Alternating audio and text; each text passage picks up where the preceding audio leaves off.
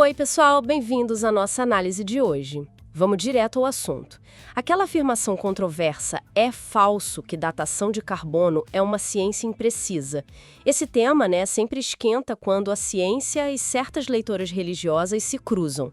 A gente viu isso naquele debate do Paulo Cogos com Matheus Benetti. Sim, e também naquele outro bem famoso do Bill Nye com Ken Ham, né? Exato. Então, para entender melhor, a gente pegou trechos desses debates e também uns textos que falam sobre como a ciência busca explicações na natureza e por que algumas pessoas acabam negando certos consensos científicos. E, claro, material específico sobre o carbono 14 em si. A ideia aqui é desvendar esses argumentos, sabe? Por que o C14 vira esse ponto de discórdia?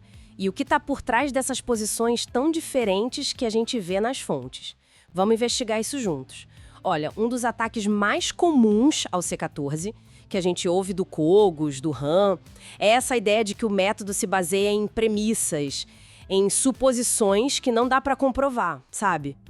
Tipo, como saber se a taxa que o carbono decai foi sempre a mesma? Às vezes até sugerem que, essa taxa pode ter mudado lá atrás. Sim, o que soa muito como uma hipótese ad hoc, né? Isso, aquela explicação que parece que inventam na hora só para salvar a ideia original, sem outra prova. Exatamente. E aí vem o clássico, mas você não estava lá para ver. Pois é, essa desconfiança nas bases do método parece central para eles. E do ponto de vista científico, é super importante esclarecer o que o C14 faz e o que ele não faz. Ele serve para datar material orgânico, né? Osso, madeira, coisa que já foi viva. E tem um limite, funciona para coisas de até uns 50 mil anos, mais ou menos. Então não é para datar a Terra inteira, que tem bilhões de anos. De jeito nenhum.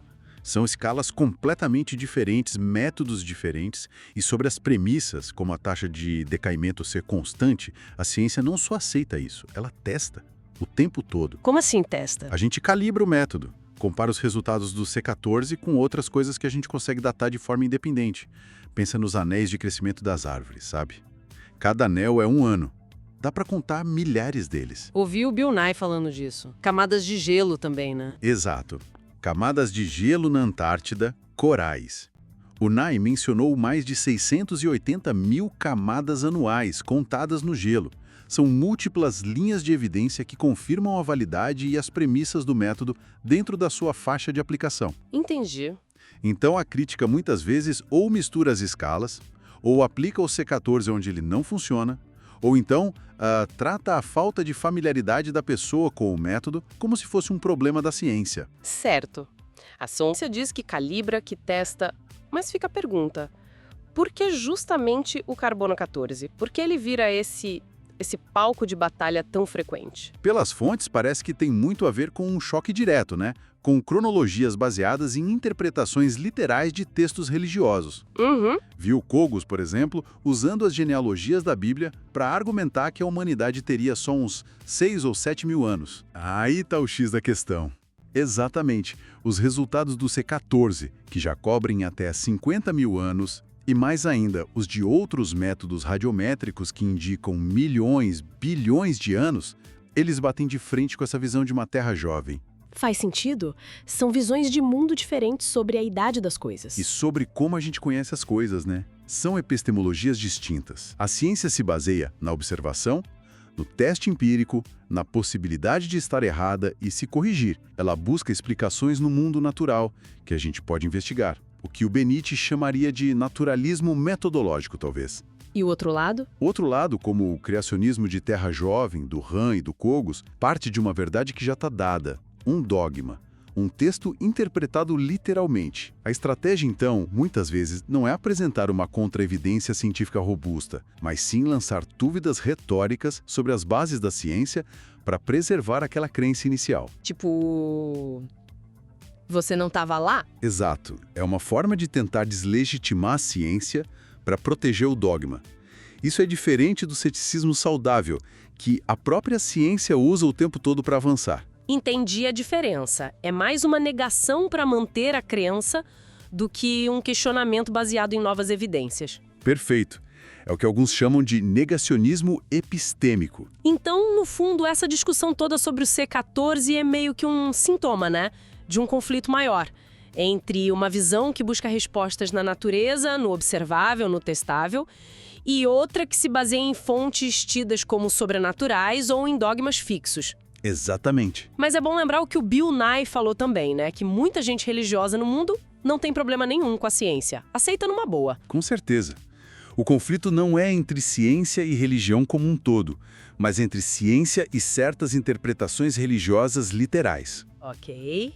Então, para a gente amarrar as ideias, o que a gente pode concluir? Que a datação por carbono 14 é, sim, uma ferramenta científica estabelecida com seu propósito e limites bem definidos. Isso. Funciona para datação orgânica na faixa de dezenas de milhares de anos. E as críticas mais fortes que a gente vê, como as do Cogos ou do Ré, elas parecem nascer mais desse choque com crenças pré-existentes, usando estratégias para questionar as bases, do que de apresentar dados científicos que realmente mostrem que o método falha dentro do seu escopo. Exatamente. E isso, olha só, nos leva a uma reflexão final bem interessante. A gente sabe que a ciência progride justamente porque ela se questiona, se revisa com base em novas evidências. Sim, é a natureza dela. Então, como que a gente lida com situações onde métodos científicos sólidos, como a datação radiométrica, levam a conclusões que desafiam crenças muito arraigadas? Crenças baseadas em interpretações literais de textos antigos. É uma pergunta difícil. Pois é. Qual o peso que a gente dá para a evidência científica acumulada versus um dogma religioso ou uma leitura particular de um texto sagrado? Que tipo de prova seria necessária para derrubar um consenso científico forte? E como isso se compara ao que seria preciso para mudar uma crença religiosa fundamental? Fica aí a questão para o pessoal pensar, né? Uma questão bem profunda sobre conhecimento e crença.